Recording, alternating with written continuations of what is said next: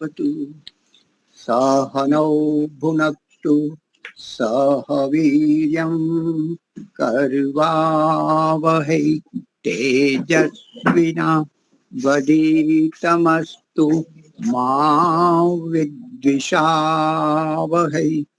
ओम शांति शांति शांति। वैदिक प्रज्ञा व्याख्यानमाला अंतर्जालीय समूह गांधीनगर गुजरात से आप सभी का स्वागत है। प्रथम केडी माताजी आप लीजिए भजन प्रारंभ करें। सबको नमस्ते जी, धन्यवाद समय देने के लिए।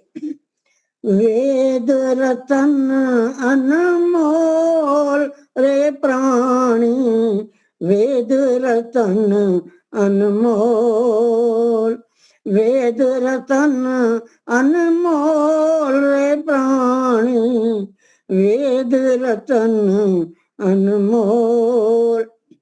केवल वेद ऐश की वाणी, सर्वहितकारी सद कल्याणी।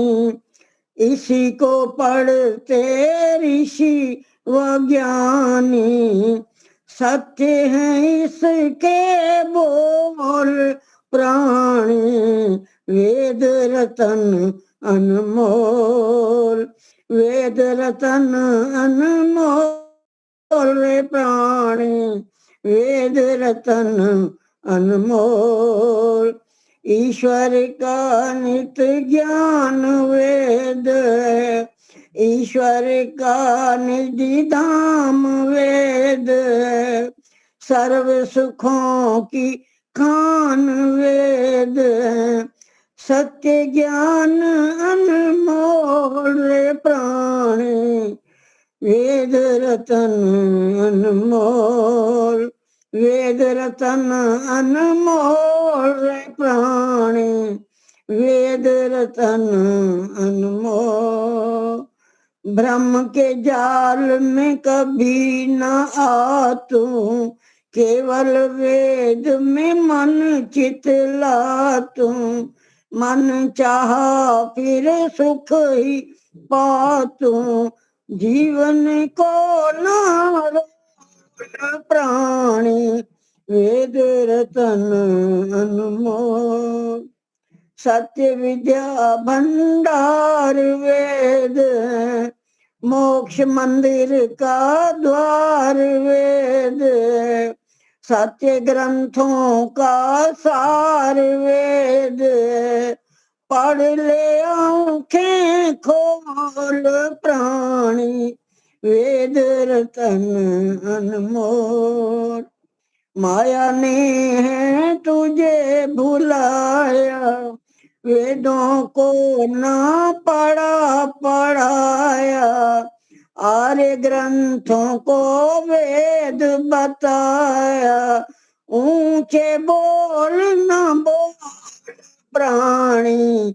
वेद रतन अनमोल, मन से मिथ्या ज्ञान हटाकर, सत्य ज्ञान का दीप जलाकर। वेद पुराण कुरान उठाकर, तर्क तराजू तोल प्राणी। वेद रतन अनमोल, वेद रतन अनमोल प्राणी, वेद रतन अनमोल। धन्यवाद जी समय देने के लिए, बहुत बहुत बहुत बढ़िया। तो बिंदु जी आप एक लीजिए। अपने वक्ता लगभग आ गए होंगे, नहीं आए हैं, कोई बात नहीं, अभी आ जाएंगे। तो आ गए, ठीक है। तो बिंदु जी आप ले लीजिए, बाद में वक्ता हमारे विमलेश जी है, उनको हम सुनेंगे। सबको मेरी नमस्ते जी। एक छोटा सा भजन।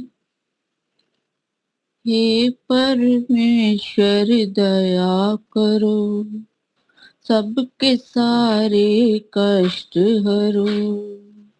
हे परमेश्वर दया करो, सबके सारे कष्ट हरो, सभी जगह दरबार है तेरा, खुला हुआ भंडार है तेरा, खाली दामन सबके भरो, हे परमेश्वर दया करो, हम सब तेरी शरण में आए, हाथ जोड़ कर शीश झुकाए, निज करुणा का हाथ धरो, हे परमेश्वर दया करो, बैठे हैं सब आस लगा के, मन के मंदिर स्वच्छ बना के,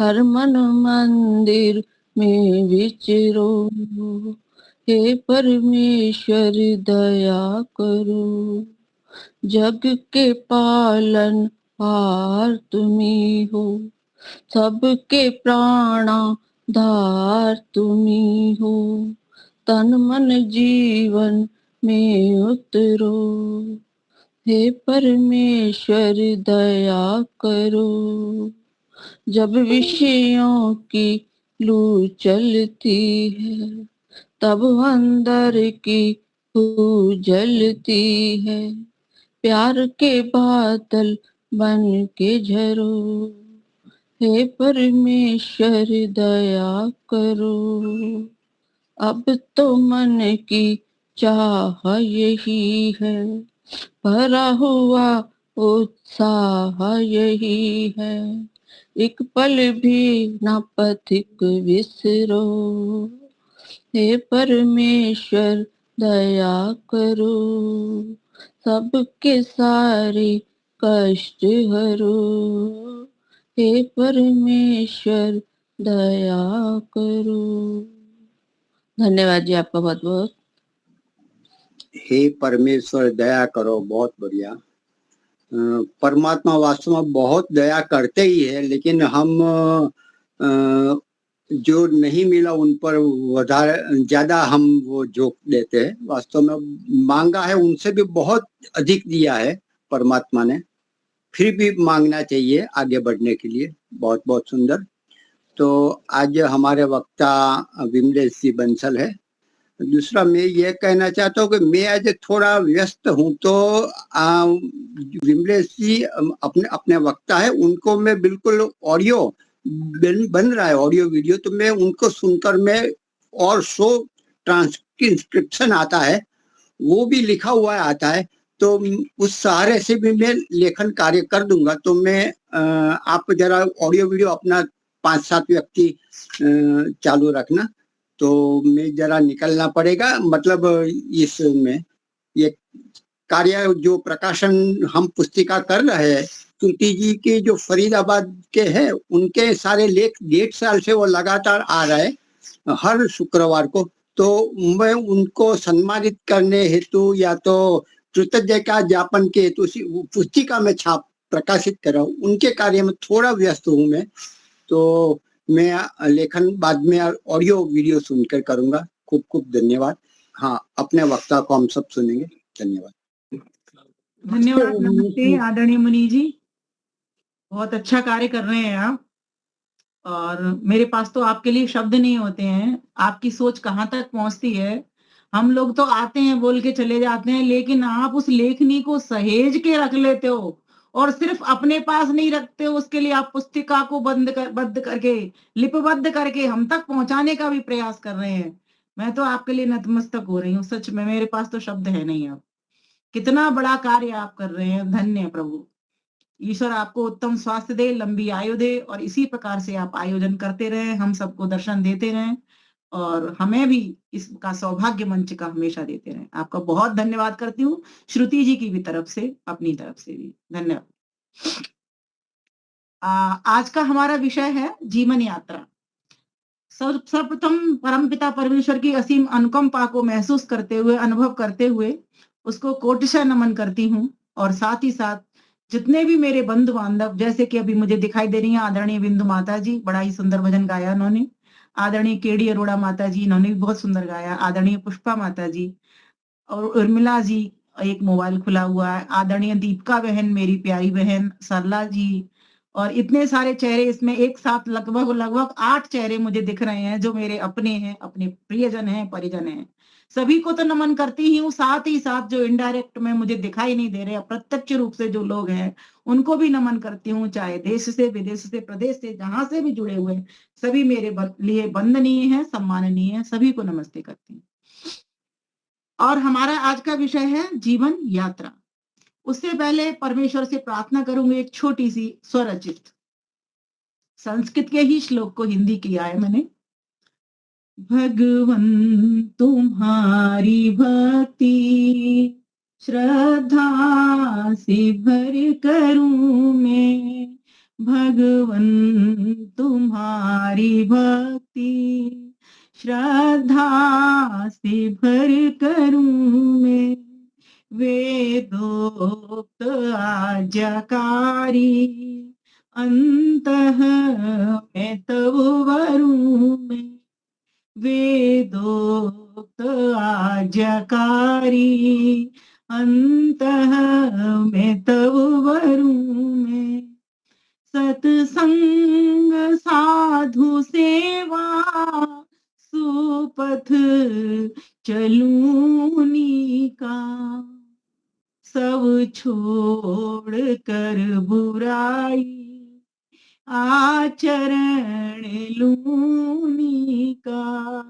कर दो अभय प्रभु जी मस्तक चरण धरूं मैं, भगवन तुम्हारी भक्ति श्रद्धा से भर करूं मैं, तन मन के ताप सारे मुझको जला रहे हैं, तूफान आंधी आए पतझड़ हिला रहे हैं, ब्रह्मचर्य बूटी पीकर कृपा को सर धरूं मैं, भगवन तुम्हारी भक्ति श्रद्धा से भर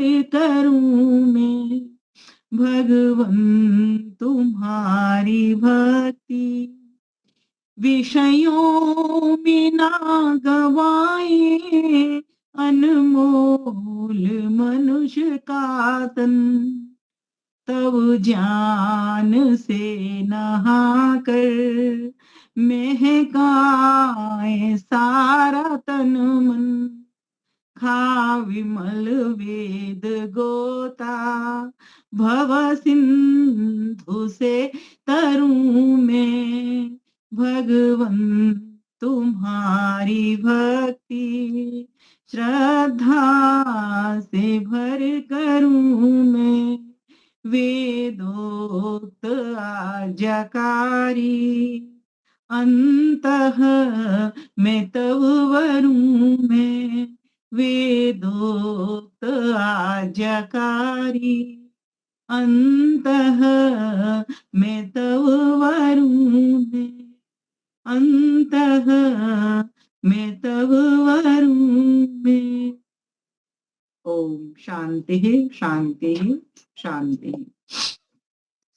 प्यारे भाइयों बहनों, कुछ प्रार्थना ऐसी होती हैं जो हमें रुलाती भी हैं और हंसाती भी हैं, और जीवन की यात्रा में ये जो दो पड़ाव हैं वो हमेशा व्यक्ति के सामने रहते हैं।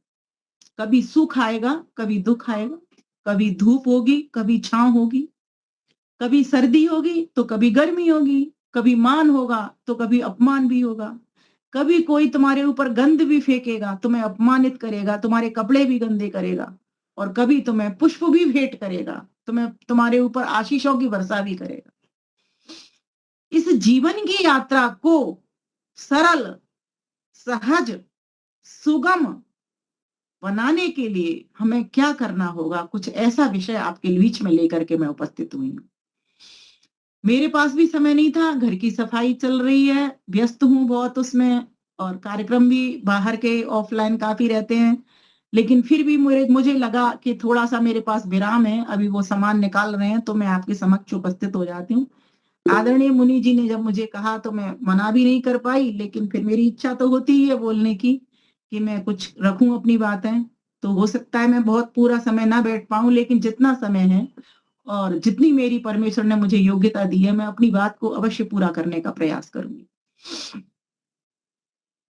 जीवन को कई लोगों ने, शास्त्रों ने, विद्वानों ने, सामान्य व्यक्तियों ने अलग-अलग ढंग से परिभाषित किया। किसी ने कहा जीवन एक धर्मशाला है। इसमें व्यक्ति को सारा दिन धर्म का ही कार्य करना चाहिए, धर्म से ही रच बस जाना चाहिए, पूरी तरीके से अंग-प्रत्यंग में इस धर्म को समा लेना चाहिए। धर्म क्या? धारणा इति धर्म, जो धारण किया जाए वो धर्म है। तो धारण तो एक सामान्य धर्म होता है, वो हम धारण करते हैं, खाना, पानी पीना, वस्त्र पहनना, ठंडी से बचाना, ये सब धर्म है हमारे सामान्य धर्म। लेकिन कुछ ऐसे विशेष धर्म हैं, जिन धर्मों को करने से हमारी जीवन की यात्रा सुगम होती है, सरल होती है, सहज हो जाती है। शब्दों को समझने का प्रयास करेंगे। सुगम, सु शब्द से उत्तमता का बोलता है, उत्तमता से चलने वाले हो जाते हैं, उत्तम चाल हो जाती है, जिससे आपका जीवन भी उत्तम बनता है और सामने वाले के ऊपर आपकी प्रेरणा भी आदर्श के रूप में पहुंचती है, उत्तमता के साथ पहुंचती है। हाँ भाई, वो व्यक्ति ऐसा है, हर एक के मुख से उसकी प्रशंसा निकलेगी। हाँ, व्यक्ति वो जो जैसा बोलता है वैसा ही उसके जीवन से घटित होता है। इसको कहते हैं सुगम चाल। जीवन की यात्रा में ये सुगम चाल जिनको जीनी आ गई, उसके बहुत सारे उदाहरण हमारे पास हैं। आप सभी भी जानते हो, हमारे महान पुरुषों को देखें, हमारे देशभक्तों को देखें, जिनके नाम के आगे भगवान लगे हुए हैं, ऐसे बड़े महान पुरुषों को देखें, भगवान राम हो, भगवान कृष्ण हो, या फिर अपने स्वामी दयानंद सरस्वती को देखें, या फिर जैमिनी तक जितने भी ऋषि हमारे हुए, उन सभी ऋषियों मुनियों को देखें। सभी का जीवन धर्ममय रहा, इसीलिए उन्होंने अपने इस जीवन को धर्मशाला के रूप में इस यात्रा को निर्वहन किया, और हमारे पास भी प्रेरणा, अपना भी जीवन उन्नत किया उन्होंने, और हमारा भी जीवन उन्होंने उन्नत करने का भरपूर प्रयास किया। जब तक उनके सांस बची तब तक वो प्रेरणा देकर के ही गए। शायद हम इसीलिए ही आज बोल पा रहे हैं, कुछ कह पा रहे हैं, कुछ लिख पा रहे हैं। अगर वो प्रेरणा स्रोत हमारे नहीं होते तो हम ये कार्य नहीं कर सकते। तो जीवन की यात्रा को सुगम बनाने के लिए हमें अपने धार्मिक भद्र पुरुषों को, महान पुरुषों को, भगवानों को हमेशा अपने सामने रखना चाहिए, तो आपकी यात्रा सुगम हो। दूसरी बात, सरल। सरल एक सरल शब्द होता है, एक कठिन होता है, उसका विपरीत अगर हम जाएंगे तो सरल मतलब जैसे आप चल रहे हो निरंतर, कोई विघ्न नहीं है, कोई बाधा नहीं है, कोई परेशानी नहीं है, आप बड़ी सरलता के साथ चलते चले जा रहे हैं। लेकिन वही एक शब्द और जुड़ा हुआ है, सहज। अर्थात जहां पर कुछ परेशानियां भी आ रही हैं, विघ्न भी आ रही हैं, फिर भी आप सहज रूप में, और सहज का अगर मैं एक शब्द कहूं तो योग की स्थिति। जैसे महान पुरुषों को कोई धूल फेंके, पत्थर फेंके, जहर पिलाए, उन पर कोई फर्क नहीं पड़ता। उनकी यात्रा धार्मिक के साथ साथ सहज भी थी, सुगम के साथ साथ उनकी यात्रा सहज भी बनी। हम लोगों की यात्रा सरल तो हो सकती है, लेकिन हमारी यात्रा अभी सुगम भी नहीं है और सहज भी नहीं है। अगर हम रास्ते में चल रहे हैं, किसी ने हमारे ऊपर कीचड़ फेंक दिया, हम फौरन उद्वेलित हो जाते हैं, आकर्षित हो जाते हैं, हमें गुस्सा आ जाती है, परेशान हो उठते हैं, और फिर बदले में जो जैसा उसने हमारे साथ किया वैसा ही हमारा व्यवहार भी उद्दंडता की चरम पर पहुंच जाता है। कहा तो जाता है कि जैसे को तैसा, लेकिन नहीं। अगर कोई व्यक्तिगत हमारी हानि पहुंचा रहा है तो उसकी नासमझी है, उसकी बदकिस्मती है, इसलिए वो ऐसा कर रहा है। ठीक है, किसी ने छींटे डाल दिए, और इसका उदाहरण हो सकता है होली के दिनों में आपके ऊपर गुब्बारे काफी पड़ते होंगे, काफी गंध भी पड़ती होगी।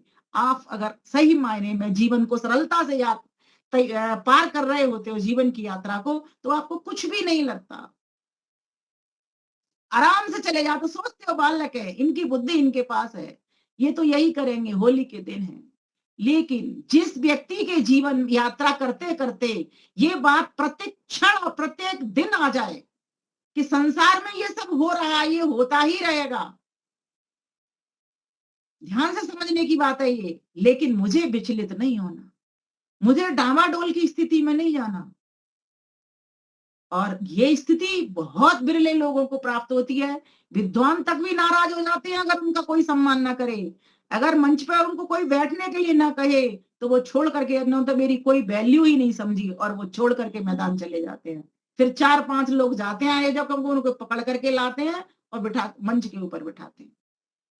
किसी का नाम नहीं पुकारा गया तब भी उनको परेशानियां हो जाती हैं। ये स्थिति बहुत बिरले लोगों को प्राप्त होती है। चूंकि यहाँ पर सब एक आयु, जो एक वानप्रस्थ की है, एक सन्यास की है, उस आयु में बैठे हुए हैं। इसीलिए मैंने ये विषय भी चुना कि अब हम कब तक इस चीज के लिए लड़ते रहेंगे, कब तक, आखिर कब तक, ये प्रश्न चिन्ह लगा के छोड़ दीजिए। आखिर कब तक? इन चीजों का कभी अंत होने वाला नहीं है। ये चलती रहेंगी, तृष्णा की तरह चिपकती रहेंगी आपके साथ। आपको निरासक्त होना ही हो। विषय थोड़ा कठिन जरूर ले लेती हूं मैं हर बार, लेकिन खोलने का प्रयास उसको सरलता से मैं करती हूँ। ईश्वर की कृपा है मेरे ऊपर, और मैं चाहती हूँ जैसा मैं अनुभव में लाती हूँ उसी तरीके से आपके पास भी प्रस्तुतिकरण पहुंचाने का प्रयास करूं। तो जीवन को अगर आप धर्मशाला मान करके चलोगे तो आप महान पुरुष हो जाओगे। जीवन को आप एक सामान्य यात्रा मान करके चलोगे तो एक सामान्य व्यक्ति की तरह हो जाओगे, कि प्रभावित होते रहोगे आप सबसे, और फिर प्रभावित होगे तो दुखी होते रहोगे। कभी सुखी होगे तो कभी दुखी होगे, और संसार में यही तो सब हो रहा है। इसलिए तो महर्षि कपिल को कहना पड़ा, कुत्रापि कोपि सुखी ना। संसार में कोई सुखी नहीं है, कहीं भी सुखी नहीं है कोई। क्या? कहीं भी, कुत्रापि, कहीं भी, को अपि, कोई भी सुखी ना, कोई सुखी नहीं है कहीं भी। तो इसी सुख को पाने के लिए हमको कौन सी स्थिति में पहुंचना पड़ेगा? हमको सुगमता का मार्ग पकड़ना पड़ेगा, जो धार्मिक मार्ग है वो पकड़ना पड़ेगा। और उसके लिए इस जीवन की यात्रा को हमें क्या बनाना पड़ेगा? तो वेद ने तो इसको, जीवन की यात्रा को, एक नदी कह दिया। मैं बहुत बार इस बात को वर्णन कर चुकी हूँ कि नदी क्यों कह दिया इस जीवन की यात्रा को। जब तुमको ये समझ आ जाएगी ना कि ये जीवन की यात्रा उस नदी के समान है जिस नदी पे कंकड़ पत्थर पड़े हुए हैं, नुकीले नुकीले, बर्फीले बर्फीले पड़े हुए हैं, और आप जब चलते हो तो आपके पैरों में वो समा जाते हैं। लेकिन वहां पर कुछ ऐसे वीर बहादुर पुरुष भी तो जाते हैं। एक सामान्य व्यक्ति को वो बहुत चुभ रहे हैं, लेकिन एक ज्ञानी व्यक्ति को, एक योगी व्यक्ति को बहुत कम चुभ रहे हैं। पत्थर वही हैं, वही बर्फीले हैं, वही ठंड से भरे हुए हैं, वही नुकीले हैं, नोक बनी हुई है उनमें, वो भी चल रहा है, लेकिन वो सहजता से चल रहा है, सुगमता के साथ। कुछ भजन सुनाते सुनाते भी चल रहा है, कुछ ध्येय वाक्य, प्रेरक वाक्य, ईश वाक्य भी सुना करके चल रहा है, कुछ मंत्रों के साथ वो चल रहा है। और एक व्यक्ति, मेरा जैसा सामान्य व्यक्ति, परेशान होते होते खिन्नता के साथ में चल रहा है। इसलिए वेद को कहना पड़ा। उस मंत्र सभी याद कर लीजिए, मेरे साथ बोलिए। अश्मन्वतीरीयते सम्रवध्वम् उत्तिष्ठत प्रतरता सखाय, उत्तिष्ठत प्रतरता सखाय। अत्राजहीमा अशिवो ये असन्, अशिमो ये असन्, शिवां वयम् उत्तरेम अभिवाजान्, उत्तरेम अभिवाजान्। यजुर्वेद का प्रसिद्ध मंत्र है, 35वें अध्याय का 10वां मंत्र है। इसमें क्या कहा जा रहा है? इसमें कहा जा रहा है अश्मन्वती, ये जो जीवन की यात्रा एक नदी की तरह है, और ये कैसी है? नुकीले बर्फीले पत्थरों से ये भरी हुई, सम्रबद्धम, भरी हुई है। उत्तिष्ठत प्रतरता सखाय, इसको कैसे पार कर सकते हैं? तो कहा उठो, और प्रतरता, इसको पार करो। कैसे? प्रकृष्ट रूप से। किस तरह से? तो कहा सखाय, कुछ मित्रों की टोलियां बना लो, कुछ सत्संगियों की टोली बना लो। आपने देखा होगा जब बड़ी बड़ी लंबी लंबी धार्मिक यात्राएं चलती हैं, आपके सामने एक उदाहरण देती हूँ, जो होते हैं ना कावड़िए, ये चलते हैं, या फिर कहीं कोई वैष्णो देवी की यात्रा करने जा रहे होते हैं, वो कैसे चलते हैं? जय माता दी करते करते 16 किलोमीटर की यात्रा कर जाते हैं, करते हैं ना। और परमेश्वर ने हमको जीवन कितना लंबा दिया है? औसतन 100 वर्ष की आयु दी है। ये जीवन की यात्रा है वो कितनी है? 100 वर्ष की। अगर आपको इसको सहजता से, सरलता से, सुगमता से पार करना है तो कैसे करनी होगी? ये सबको अपना बना करके, सत्संगी लोगों की टोली के को मित्र बना करके, जब तक आप उनको मित्र बना करके नहीं चलोगे, ये आपके लिए दुखदाई हो जाएगी। और जब दुख लगता है ना किसी काम को करने में, तो बहुत कठिनाई होती है, दूभर लगने लगता है वो समय। जो व्यक्ति आनंद के साथ में 1 घंटे के कार्य को किसी को करता है, उसको पता नहीं चलता 1 घंटा हुआ है कि नहीं हुआ। अभी आप प्रवचन सुन रहे हो, आपको पता ही नहीं चलेगा 40-50 मिनट कब हो गए, क्योंकि आप एक आनंद से सुन रहे हो। अगर यही प्रवचन आपको अगर बोझ लगने लगेगा, आपको दूभर हो जाएगा, खिन्नता मन में उठ जाएगी आपको, आप दुखी हो जाओ। तो कहा गया कि जब जीवन की यात्रा को में जब आप आए हो, 100 वर्ष का समय लेकर के आए हो, तो इस जीवन की यात्रा को ऐसे समझना, यहाँ पर नुकीले, बर्फीले दुख के रूप में, कष्टों के रूप में, व्याधियों के रूप में, आंधियों के रूप में, तूफानों के रूप में आपको ये जीवन की यात्रा में पत्थर मिले हुए हैं। अब चलना तो यही है भाई, चलना तो यही पड़ेगा, दुख में भी चलना पड़ेगा, सुख में भी चलना पड़ेगा, मर्जी आपकी है कैसे चलते हो। अगर आप सुख से चलोगे, अच्छे से चलोगे, समझ करके चलोगे, ज्ञान पूर्वक चलोगे, निष्काम कर्म करते हुए चलोगे, तो आनंद की अनुभूति होगी और आपको पता ही नहीं चलेगा। और जब आप इसको दुखी मन से, खिन्न मन से इस जीवन की यात्रा को चलाओगे, तो आप बोझ से दब जाओगे और आपको प्रत्येक पल ऐसे लगेगा जाने क्या हो गया। लगता है ना ऐसे कभी-कभी जब दुख आते हैं, तो कहते हैं इतने दिन हो गए फिर भी दुख कटने में नहीं आता। क्यों?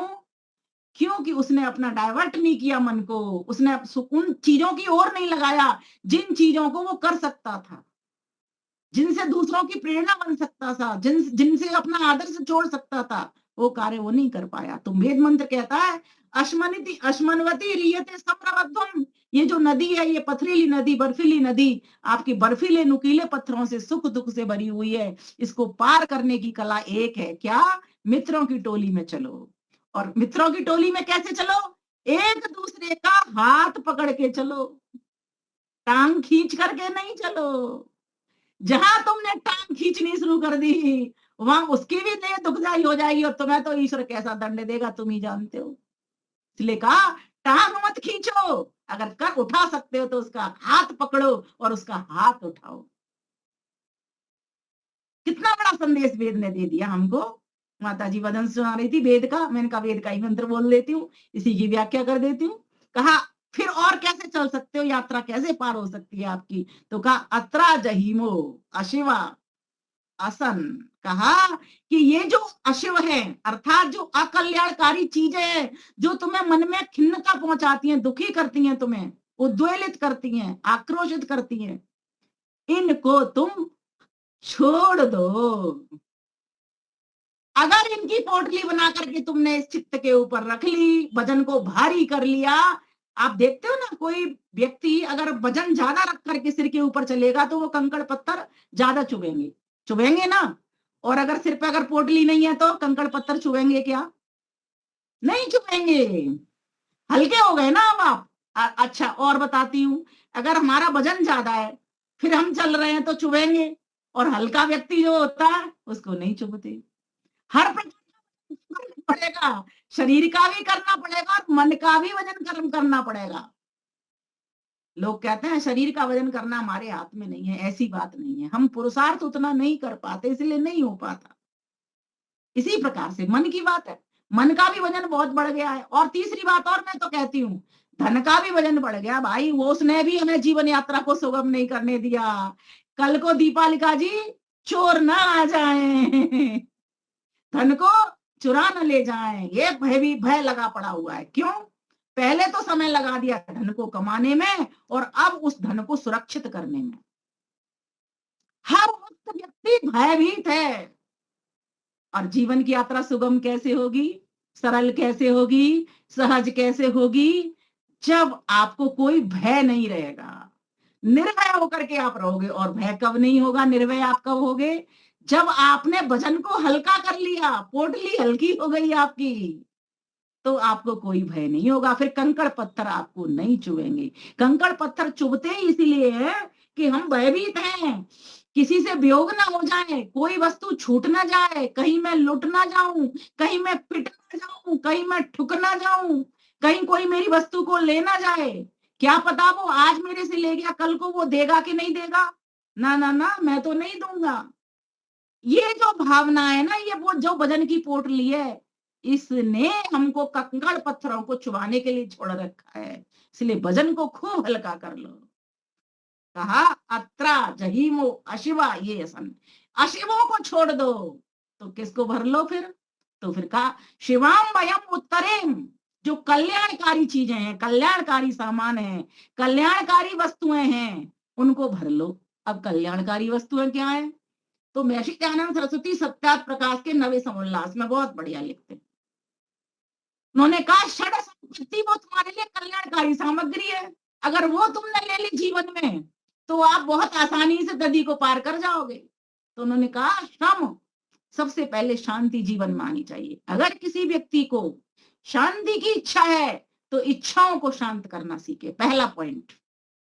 कोई नोट करना चाहे करते चलो, ये बड़े अच्छे वाक्य हैं किसी को सुनाने के लिए।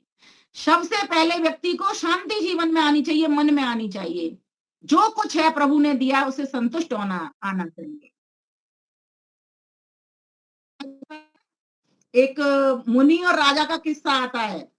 मुनि कहता है राजा से, क्या कहता है, वयमिह परितुष्टा वल्कलैस्त्वं च लक्ष्म्या समयः परितोषो निर्विशेषो विशेष सतो भवति दरिद्रो यस्य तृष्णा विशाला मनसि च पौरुषे को अर्थवान को दरिद्र। बीच बीच में ये फोन आ जाता है, कट जाता है फोन। तो मुनि राजा से क्या कहता है, इसको हिंदी में समझाने का प्रयास करती हूँ। मुनि राजा से कहता है, हे राजन सुनो हमारी बात, राजन सुनो हमारी बात। हम वृक्षों की छाल पहन खुश, तुम खुश पहन स्वर्ण जवाहरात, तुम खुश पहन स्वर्ण जवाहरात। संतुष्टि में भेद न कोई, संतुष्टि में भेद न कोई, हम दोनों हैं एक समान, हम दोनों हैं एक समान। तृष्णा जिसकी बड़ी हुई है वही दरिद्र भिखारी जान, वही दरिद्र भिखारी जान। जिसके मन संतोष बड़ा है, जिसके मन संतोष बड़ा है, संतोषी सुखी धनी इंसान। संतुष्टि पर विमल है निर्भर, कौन दरिद्र कौन धनवान, कौन दरिद्र कौन धनवान। मुनि ने राजा से क्या कह दिया, हम दोनों समान है भाई। जबकि राजा के पास इतना धन है फिर भी वो चिंतित है। आपने एक किसान की कहानी सुनी होगी। एक किसान था और एक राजा था। राजा तो राजा ही है, फिर वो तो धन की उसके पास तो कोई कमी है ही नहीं, और हट्टा कट्टा बड़ा ही सुंदर आभूषणों से सुसज्जित राजा है। लेकिन उसको एक बीमारी है, वो हर वक्त दुखी रहता है। और दुखी रहते रहते वो इतना कमजोर हो गया, कृशाय इतना हो गया, इतना कमजोर हो गया कि अब उसको अपने जान के भी लाले पड़ गए। बचाने के लिए प्रयास करने लगा। दूर दूर से उसने वैद्य बुलाए, लेकिन उसको कोई भी बूटी कहीं से नहीं मिली और कहीं से भी वो ठीक नहीं हुआ। फिर जाकर के उनके मंत्री, एक चतुर मंत्री था, उसने कहा कि राजा साहब अगर आप मेरी बात माने तो आप स्वयं चलें।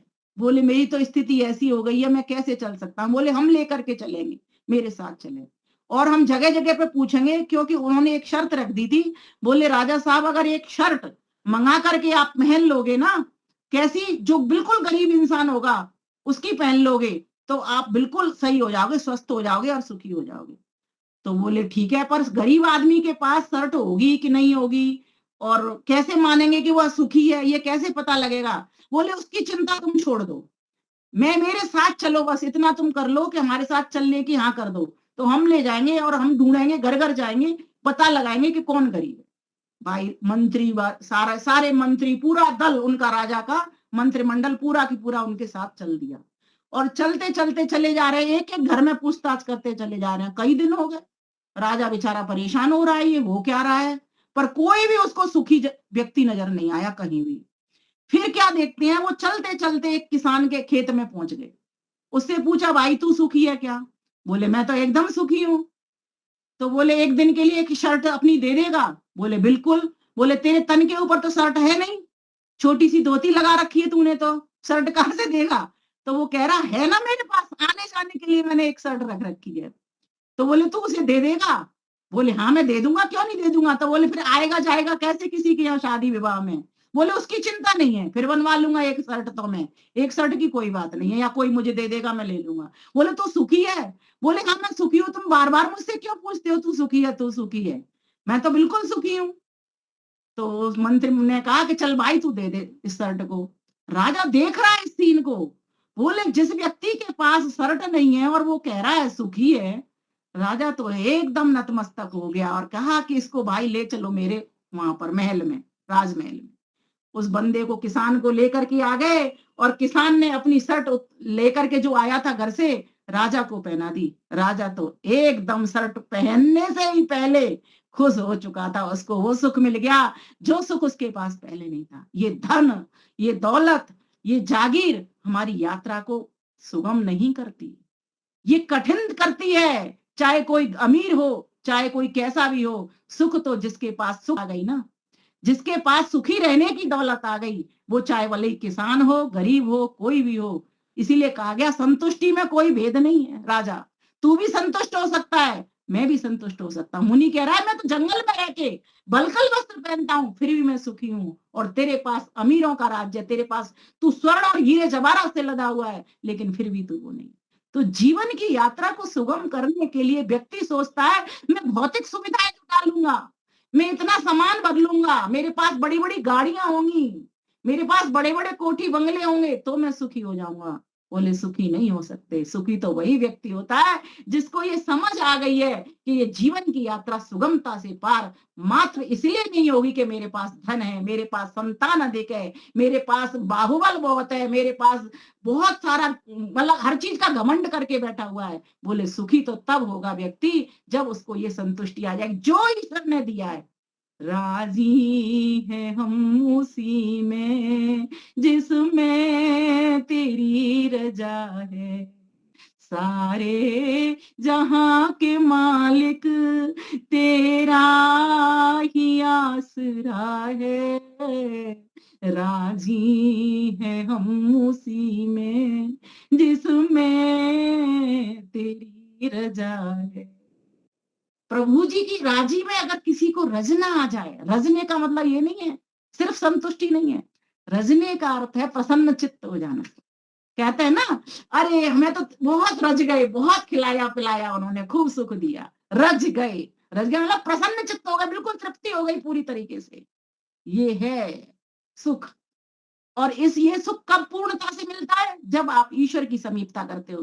तो जो व्यक्ति भजन को हल्का करके चल रहा है, क्योंकि देखो कूड़े कबाड़े में प्रभु के दर्शन होंगे नहीं, चित्त पे खूब भजन रखा हुआ है आपके पे, हर तरीके का काम का, क्रोध का, मद का, लोभ का, मोह का, हर तरीके का आपने बिठा रखा है, आप पार नहीं कर सकते। कर लोगे, टूटे फूटे जैसे पशु पक्षी कर रहे, कर लोगे, लेकिन वो यात्रा पार हुई ही नहीं है। कितने जन्म ले लिए अभी तक तो यात्रा पार हुई नहीं। यात्रा पार करने का मतलब है कि आपको मोक्ष का मार्ग मिल गया, मोक्ष का मार्ग आपने प्रशस्त कर लिया, ये है यात्रा पार करना। तो कहा इसके लिए क्या करना पड़ेगा? सबसे पहले शांति को जीवन प्रतिष्ठा, और शांति आएगी जब आप शांत स्वरूप के पास में बैठो। ओम नमः शंभवाय च मयो भवाय च। शंभवाय जो शम अर्थात शांत स्वरूप है, मयो भवाय, मय कहते हैं सुख को, जो सुख स्वरूप है उसके पास बैठना पड़ेगा। मयस कराय च, और जो सिर्फ सुख स्वरूप और वही नहीं है शांत स्वरूप, जो सुख का प्रदाता भी है। आज हमारे पास धन होगा, हम धनवान कहलाएंगे, लेकिन धन का जब तक दान नहीं करेंगे तो धन प्रदात्री नहीं हो सकते। ईश्वर सुख स्वरूप है, और सुख स्वरूप के साथ साथ सिर्फ अपने लिए ही कार्य नहीं कर रहा, वो हमको भी वो सुख दे रहा है।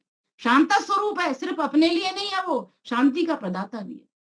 सुख स्वरूप शांत स्वरूप वो है, सारे कार्य वो कर रहा है। फिर आगे का शंभवाय च मयोभवाय च नमः शिवाय च, और वो कल्याणकारी है, और साथ साथ स्वयं कल्याणकारी होने के साथ साथ वो कल्याण स्वरूप भी है। दोनों कार्य उसके साथ साथ हो रहे हैं।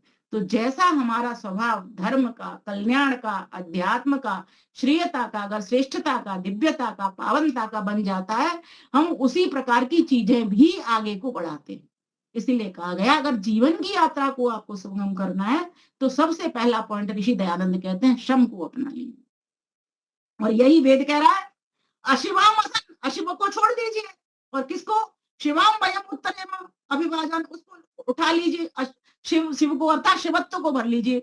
इसलिए आपने देखा होगा रात्रि को सोते वक्त जिनको नींद नहीं आती उनके लिए तो वो मंत्र हैं ही 5 मंत्र सोने के, शिव संकल्प मस्तु वाले।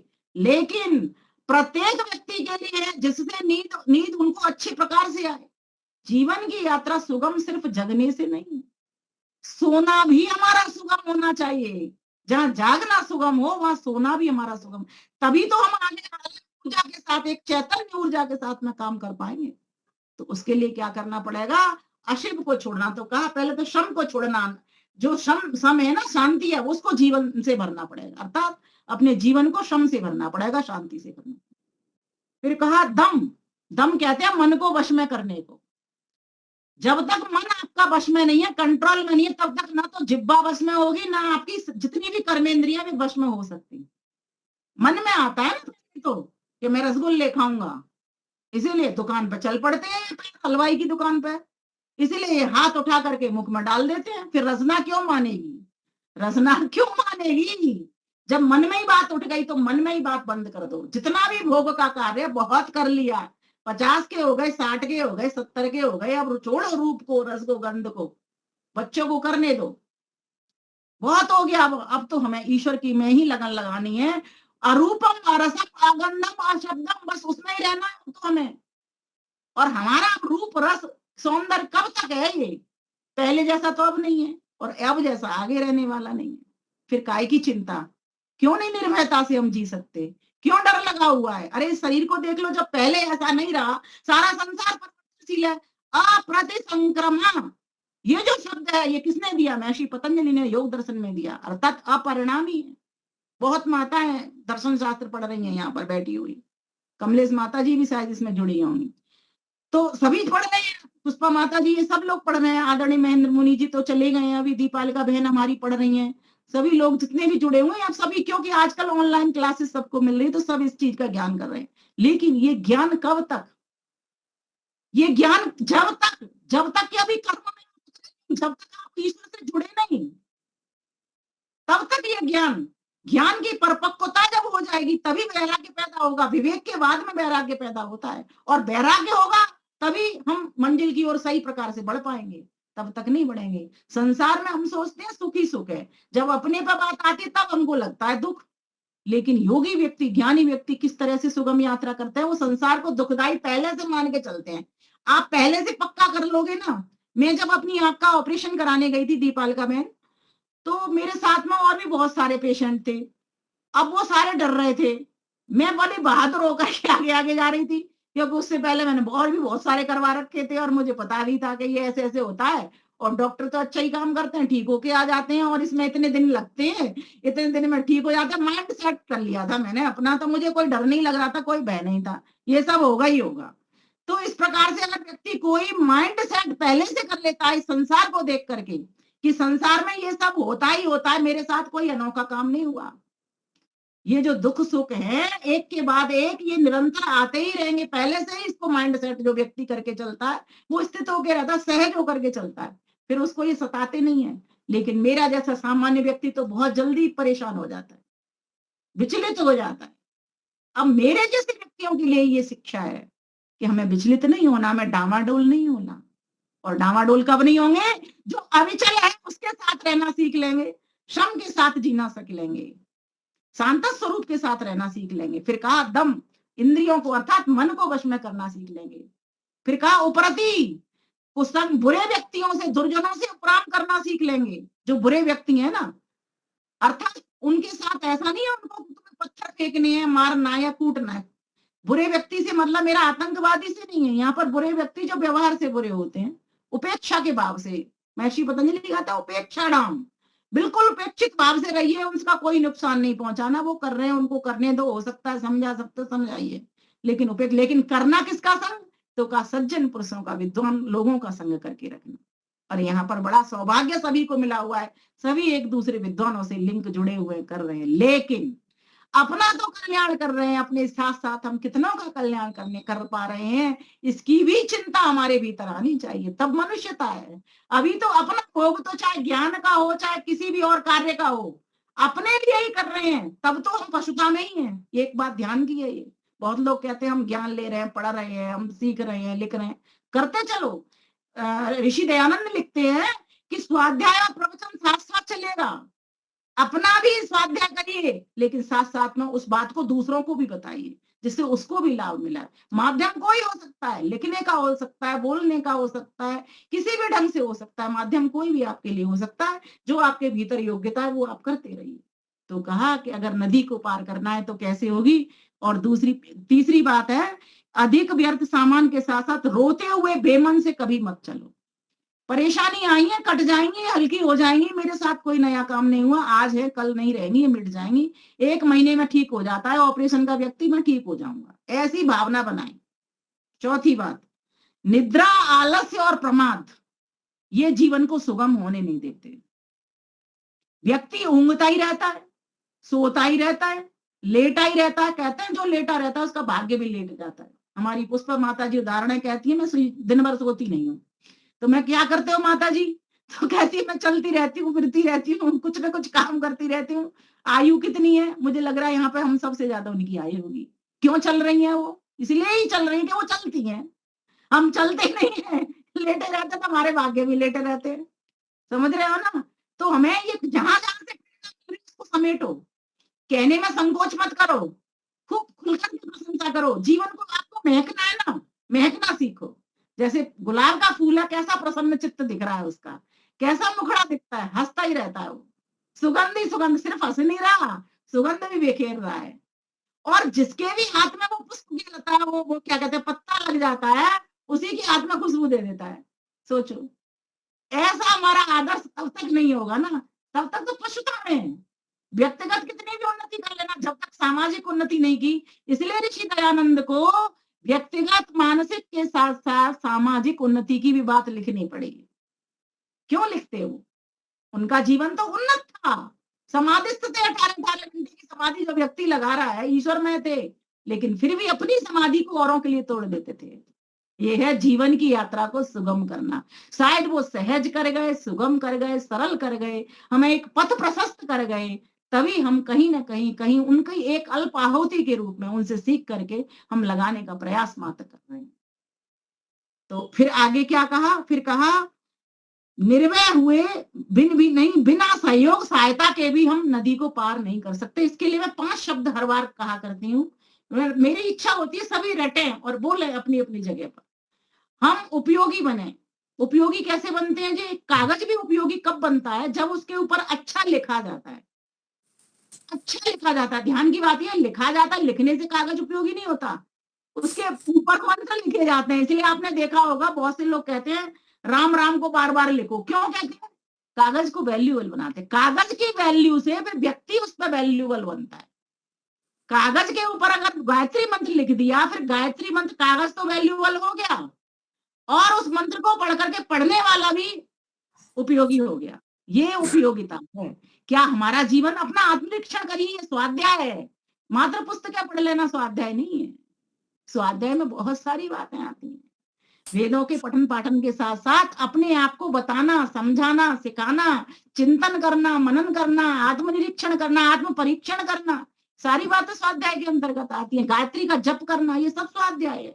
सुष्ठु आवृत अध्याय, अर्थात उत्तमता के साथ में, उत्तम रीति के साथ में, विधि विधान के साथ में अपने कार्य को करना, जो आपको वेदोक्त बताया गया है उस कार्य को करना, तो आपकी जीवन की यात्रा सुगम हो जाएगी, सरल हो जाएगी, सहज हो जाएगी। फिर आगे क्या कहा कि बिना लक्ष्य बनाए भी आप जीवन की यात्रा को पार नहीं कर सकते। और लक्ष्य के लिए संध्या का प्रथम मंत्र, उसको आप अपना लक्ष्य बना लीजिए। शन्नो देवी रविष्टया आपो भवन्तु पीतये शंयो रवि स्रवन्तु नः। स्नान करने जाओ तो भी बोलिए, लक्ष्य को नहीं भूलना। एक ईश्वर, ईश्वर को पाने के तरीका क्या है? आंतरिक शुचिता और बाह्य शुचिता दोनों बहुत जरूरी है। अधिविगात्राणि शुद्धन्ते मनः सत्येन शुद्धते विद्या तपोभ्याम भूतात्मा बुद्धि ज्ञानेन शुद्धति। इस तरह से हम पूरी तरीके से चारों ओर से, बाहर से, भीतर से, ऊपर से, नीचे से शुद्ध हो जाते हैं। फिर जब शुद्ध हो जाते हैं तो पता है ये शरीर भी घृणित लगने लग जाता है, ये भी बदबूदार प्रतीत होता है। इतनी शुद्धता आती क्योंकि आत्मा शुद्ध स्वरूप है। इसके साथ जुड़ करके रिश्ते नातों के साथ, बाहरी संसारिक रिश्ते नातों के साथ जुड़ करके फिर ये हमें अपना जैसा लगने लग जाता है, हम भूल जाते हैं अपने आप को। लेकिन जब व्यक्ति शुचि में जीता है, पवित्रता में जीता है, सब जगह उसे गंदगी नजर आती है, बस एक चेतन तत्व तो उसको पवित्र नजर आता है, स्वयं की भी पवित्रता। फिर दोनों जुड़े हुए रहते हैं, ईश्वर और परमात्मा, आत्मा और परमात्मा, जीवात्मा और परमात्मा दोनों जुड़े हुए रहते हैं। लेकिन उसके लिए शुचिता काम करेगी। फिर कहा तितिक्षा, तितिक्षा कहते हैं तपस्या को, और तप किसको कहते हैं, तपस्या किसको कहते हैं? द्वंद्वम सहनो तप। द्वंद्व मिले आपको, मान अपमान, फूल हार, ये सब कुछ मिलता रहे, जोड़ी वाला जो विपरीत है एक दूसरे के, धूप छांव, सुख दुख, मान अपमान, है ना, हर्ष विषाद, शोक हर्ष, ये सब मिलता है जोड़ी में। जो इसमें सहज स्थिति में जब व्यक्ति रह लेता है, ये आपकी तपस्या है। और ये तपस्या हम में से किसी में नहीं आती, मैं ऐसा मानती हूँ। ये किसी में तपस्या नहीं आती, यही तप है। सिर्फ मात्र एक हाथ उठा लेना, पैर उठा लेना, ये सब तपस्या नहीं है। ये तो उसको एक अभ्यास हो गया इस क्रम को करने का, इसलिए कर रहा है। लेकिन ऐसा अभ्यास इन द्वंद्वों को सहन करते हुए, इन द्वंद्वों में रहते हुए भी द्वंद्व में नहीं जीना, बड़ी मजेदार बात है। द्वंद्वों में रहते हुए भी द्वंद्व में नहीं जीना, सहज योग की स्थिति में रहना। स्थिति कहते हैं ना, स्थित प्रज्ञ, गीता में कहा स्थित प्रज्ञ होकर के जीना। तो इस स्थिति को हमको लाना पड़ेगा। फिर आगे की बात क्या कह दी? ऐसा अगर हम बोध करेंगे तो प्रसन्न रहेंगे। ये पॉइंट सब मेरे हैं अपने लिखे हुए चिंतन में। बोध विवेक करेंगे तो प्रसन्न रहेंगे, ज्ञान होगा व्यक्ति तो प्रकाश करेगा। इसका भी मैंने एक कोटेशन बनाया हुआ है, अंधकार में ठोकर है, प्रकाश में ठाकुर है। अंधकार में ठोकर है, प्रकाश में ठाकुर है। अंधेरे में चलोगे डर लगेगा, ठोकर खा जाओगे। लेकिन प्रकाश जब हो जाएगा तो ठाकुर की प्रतीति हो जाएगी, ईश्वर की प्रतीति हो जाएगी, ईश्वर का दर्शन हो जाएगा। इसीलिए अविद्या को हटाओ, जानो दोनों को। विद्या अविद्या यस्तद्वेदो वयम्, यजुर्वेद 40 में अध्याय ने कह दिया, अविद्या मृत्युम तीर्थे अविद्या मृत्युमश्नुते। दोनों को जानो, ज्ञान और कर्म ये दोनों सहचरी हैं, इन दोनों को जानो। इन दोनों को जान करके ही फिर विद्या का चुनाव करो और उस विद्या की पथ की ओर बढ़ जाओ। शुद्ध ज्ञान लो, उसको शुद्ध कर्मों में उतार दो, और शुद्ध कर्मों के द्वारा फिर अपने आप उपासना ऑटोमेटिक पैदा होगी। अभी शुद्ध ज्ञान भी नहीं है, शुद्ध कर्म भी नहीं है, इसीलिए उपासना में गड़बड़ आ रही है। ईश्वर तो मिला ही हुआ है, एक डाल के ऊपर दोनों साथ बैठे हुए हैं। वृक्ष, ये संसार एक वृक्ष है, वृक्ष के ऊपर डालियां हैं, उसके वे डालियां समझ लो हम जीवात्मा परमात्मा है, दोनों साथ साथ बैठे हुए हैं ऐसे डालियों पर। लेकिन अनुभव क्यों नहीं हो रहा है? जीवात्मा को फल दिखाई तो देते हैं, लेकिन साथ बैठा हुआ सखा उसको प्रतीत नहीं। फल दिख रहे हैं मीठे मीठे सुस्वादु, खाए चला जा रहा है, लेकिन जो परमात्मा बैठा है, जिसका रस आपको मोक्ष की सैर कराने वाला है, उसका रस दिखाई नहीं दे रहा, फलों का रस दिखाई दे रहा है। तो जीवन की यात्रा को अगर सहजता से, सरलता से, सुगमता से पार करना है तो आपको ये समझना, बोध को लाना ही पड़ेगा। शोध करोगे तो बोध होगा, ये नोट करिए, अभी पंक्ति निकली आपके सामने, शोध करोगे तो बोध होगा, ठीक है ना। बेहोशी तोड़ोगे तो होश होगा। ये सब बोलते बोलते प्रवचनों में ऐसी ऐसी चीजें आ जाती हैं अपने आप ही ऑटोमेटिक, ईश्वर की कृपा से। इनको नोट करिए, ये बड़े ही काम की चीजें हैं, जीवन वास्तव में बनता है इनसे। और एक और बात मैं कहा करती हूँ, सकारात्मकता से जियोगे, आनंदित होकर के जियोगे, फिर बोझ नहीं लगेगा कुछ भी। आज हम निगेटिविटी में जीते हैं, कमी देखनी बहुत आ गई है। क्यों? क्योंकि अपनी कमी नहीं देखी, अपनी बड़ी भलाई देखते हैं, मैं अच्छा हूं, लेकिन सामने वाले में बुराई दिखाई देती है। वे नयन बड़े ही पवित्र हैं जो किसी की बुराई को छोड़ करके अच्छाई देखा करते। कमलेश माता जी को बधाई दूंगी, ये जो रत्न मिला है इनके लिए सार्थक है। और मैं तो कहती हूँ इससे भी ऊपर इनको आर्य रत्न अवार्ड मिला है, महिला आर्य रत्न, वास्तव में ये आर्य रत्न है। और मैं कहती हूँ इससे भी और ऊपर की भी उपाधि इनको मिल जाती। द्वंद्व में रहते हुए, द्वंद्व में नहीं रहती है, ज्ञान में रहती है, विवेक में रहती है, सरलता में रहती है, सहजता से रहती है। इनका पथ सुगम है, ईश्वर इनको देख रहा है, ज्ञान से भर रहा है इनको। क्यों? क्योंकि ये हर वक्त वेद ज्ञान में लगी रहती हैं, दर्शनों के अध्ययन में लगी रहती हैं। तो कुछ कुछ प्रेरणाएं, प्रतिमाएं यहाँ बैठी हुई हैं, वास्तव में वो ईश्वर के दर्शन करने के लिए ही उद्यत हैं। ऐसी माताओं को नमन करते हुए मैं आगे अपनी बात को रहती हूँ। एक और मैंने बात कही थी कि स्वयं का आकलन करेंगे, कमियों को दूर करेंगे तो प्रसन्न रहेंगे, और दूसरों की कमियों को देखेंगे तो हम अप्रसन्न रहेंगे, अर्थात खिन्न रहेंगे। और हमको खिन्नता से ही उठना है जीवन की यात्रा के लिए। अभी मेरे पास 20 पॉइंट्स मैंने और बनाए हैं, वो अगले प्रवचन में कह दूंगी। इससे पहले मैं अपनी कुछ रचना थोड़ी सी शब्दों की और सुना देती हूँ, जो इस विषय को लेकर के, इस नदी को पार कैसे करें। बड़े वेग से बही जा रही नदी भरी जो पत्थर से, नदी भरी जो पत्थर से, आओ मिलकर पार करें सब पकड़ के हाथ परस्पर से, पकड़ के हाथ परस्पर से। बही जा रही बड़े वेग से नदी भरी जो पत्थर से, नदी भरी जो पत्थर से, आओ मिलकर पार करें सब पकड़ के हाथ परस्पर से, पकड़ के हाथ परस्पर से। पहला कार्य क्या करना है? वेदांत दर्शन कहता है अथातो ब्रह्म जिज्ञासा, ब्रह्म को पाने के लिए हम आए थे, ब्रह्म की जिज्ञासा करनी पड़ेगी। मन में हिम्मत प्रथम उठाए, लक्ष्य साधने लें संकल्प, लक्ष्य साधने लें संकल्प। व्याकुलता सम्वेग तीव्र कर, चुभन करें कुछ पग की अल्प, चुभन करें कुछ पग की अल्प। धैर्य विवेक वैराग्य जोश भर, बचें राग की फिसलन से, बचें द्वेष की फिसलन से। आओ मिलकर पार करें सब पकड़ के हाथ परस्पर से, पकड़ के हाथ परस्पर से। बही जा रही बड़े वेग से नदी भरी जो पत्थर से, आओ मिलकर पार करें सब पकड़ के हाथ परस्पर से। काम क्रोध मद मोह लोभ मद, अशिव का बोझ यहीं छोड़े, अशिव का बोझ यहीं छोड़े। ज्ञान विवेक से हल्के होकर लक्ष्य को सम्मुख हो दौड़े, लक्ष्य को सम्मुख रख दौड़े। शिव में ही बांधे सामग्री, शिव में ही बांधे सामग्री। भय चिंता की जकड़न से, चिंता तज कर जकड़न से। आओ मिलकर पार करें हम पकड़ के हाथ परस्पर से।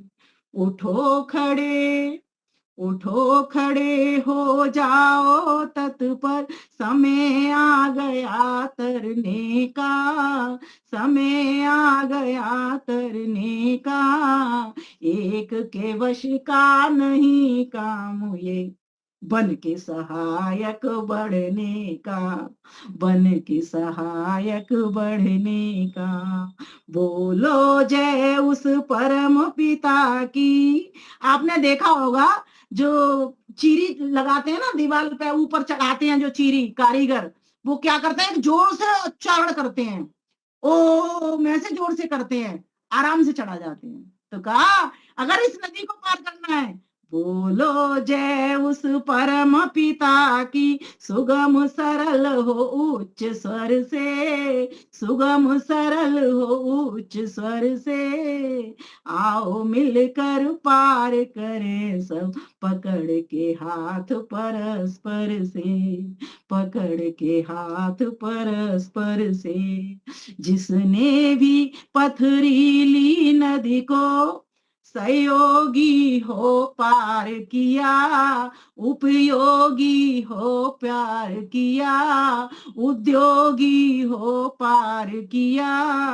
कभी न फिसला, कभी न फिसला, कभी न लुढ़का, थाम हाथ कर तार लिया, थाम हाथ कर तार लिया। हम भी होकर विमल उसी के, हम भी होकर विमल उसी के, बढ़ते चले ना फंस धस के, बढ़ते चले ना फंस धस के। आओ मिलकर पार करें सब, पकड़ के हाथ परस्पर से, पकड़ के हाथ परस्पर से। बही जा रही बड़े वेग से, बड़े वेग से बही जा रही नदी भरी जो पत्थर से। आओ मिलकर पार करें सब, पकड़ के हाथ परस्पर से, पकड़ के हाथ परस्पर से, पकड़ के हाथ परस्पर से। तो जीवन की यात्रा आप सभी की भी सरल हो, सहज हो, सुगम हो, इसका प्रयास हमको करना पड़ेगा। जितनी भी बातें बताई हैं ये सभी अनमोल हैं, कीमती हैं, ईश्वर की ही मेहरबानी से हैं। आपको बहुत बहुत धन्यवाद करती हूँ दीपालिका बहन, बहुत बहुत धन्यवाद। और सभी माताओं को, भाइयों को भी बड़ा अच्छा लग रहा है। सभी मेरे तो पितृतुल्य लोग भी यहाँ पर भद्रजन बैठे हुए हैं। धन्यवाद आपका। नमन करती हूँ सभी को। आपने तो आज आपने बहुत नमस्ते सभी को। पितृतुल तो बेटा रहते ही हैं, इसमें यंग जनरेशन कहाँ, कोई युवा पीढ़ी शामिल ही नहीं होना चाहती है। भाई बस बुजुर्ग बुजुर्ग। नमस्ते नमस्ते नमस्ते। नई पीढ़ी शामिल ही नहीं होना चाहती है कोई। कोई नहीं, हमारे प्रयास और करेंगे तो होगा, कोई ना कोई शामिल। विमलेश जी नमस्ते, सुनकर आनंद आ गया आपकी बातों का। कौन बोल रहा? मैं सविता बोल रही हूँ जी, चंडीगढ़ से। अच्छा मैं हमेशा आपके प्रवचन हमेशा सुनती हूँ, आपके प्रवचन जहाँ पे भी आप आते हैं। अमृतसर आ रही हूँ, आना 1 दिसंबर को मेरा कार्यक्रम। नहीं, मैं चंडीगढ़ में हूँ, चंडीगढ़ में हूँ। अच्छा आप चंडीगढ़ हैं, मुझे लगा अमृतसर नाम लिखा आया, मैंने सोचा अमृतसर। नहीं, चंडीगढ़ से हूँ। धन्यवाद जी, आपको बहुत बहुत। प्लेट में लेना पड़ेगा, नीचे गिर। ओम द्यौ शांतिरंतरिक्षं शांति पृथिवी शांतिराप शांतिरोषधयः शांतिः वनस्पतयः शांतिर्विश्वे देवाः शांतिर्ब्रह्म शांतिः सर्वं शांति शांतिरेव शांतिः आत्मा शांतिरेधि। ओम शांतिः शांतिः शांतिः। जो सत्य सनातन वैदिक धर्म की जय हो। और बोलूं आगे सभी को नमस्ते सभी को। नमस्ते नमस्ते।